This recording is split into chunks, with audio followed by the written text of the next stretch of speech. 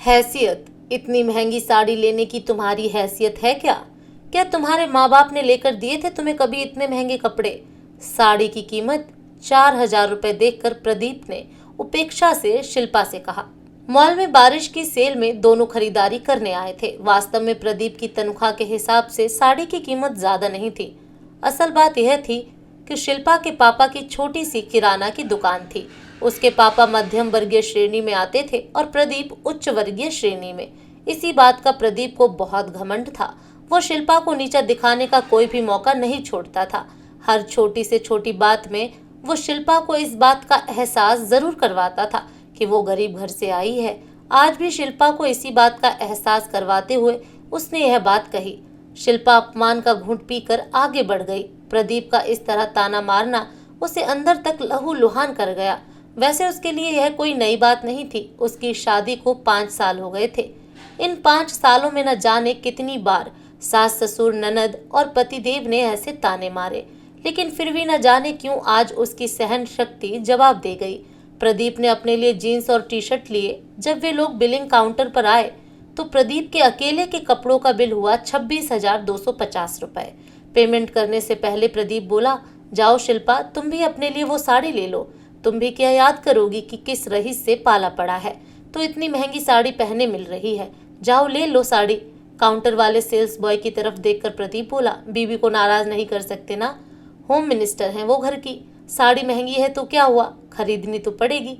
शिल्पा को चुपचाप खड़ा देखकर प्रदीप ने फिर कहा, अरे जाओ ना, ले आओ अपने पसंद की साड़ी। मैं नाराज नहीं होऊंगा, मैंने यूं ही थोड़ा सा मजाक किया था, तुम तो बुरा मान गई। शिल्पा ने दृढ़ता से कहा, नहीं, मुझे नहीं लेनी कोई साड़ी। आप बिलिंग करवाकर गाड़ी के पास आ जाइएगा, मैं वहीं जा रही हूँ। इतना कहकर शिल्पा वहां से चली गई।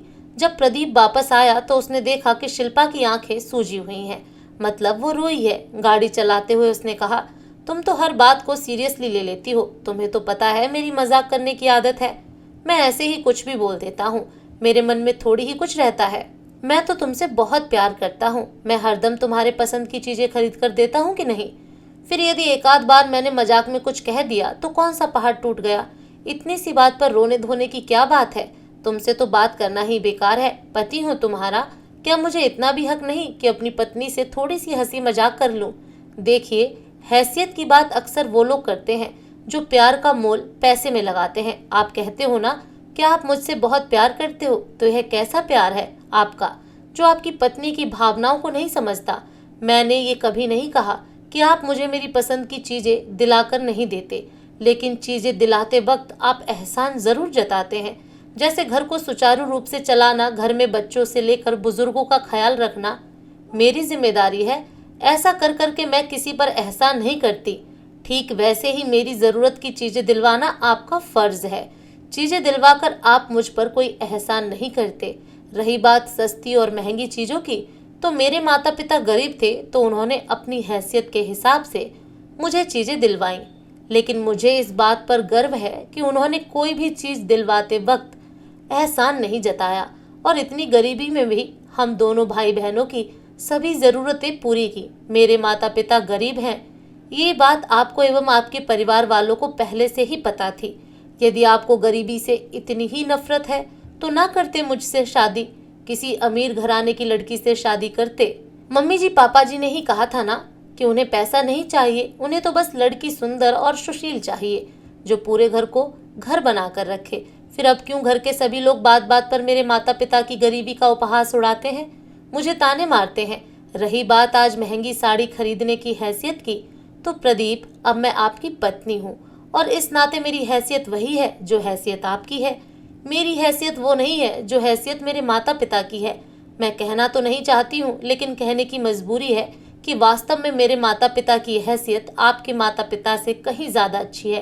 क्योंकि मेरे माँ बाप तो सिर्फ पैसों से गरीब हैं, लेकिन अपनी गरीबी के बावजूद उन्होंने अपने बच्चों को अच्छे संस्कार दिए हैं।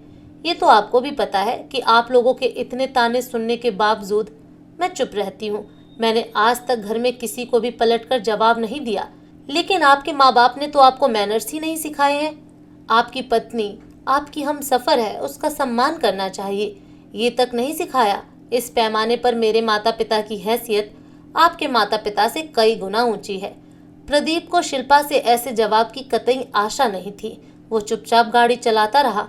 शिल्पा को विश्वास हो गया कि अब कभी भी प्रदीप शिल्पा के माता पिता की हैसियत को लेकर उसे ताना नहीं मारेगा। दोस्तों, कैसी लगी आपको यह मेरी कहानी? अगर आपको यह कहानी थोड़ी सी भी पसंद आई हो तो प्लीज़ मेरे वीडियो को लाइक और चैनल को सब्सक्राइब ज़रूर करें और ज़्यादा से ज़्यादा शेयर करें। धन्यवाद।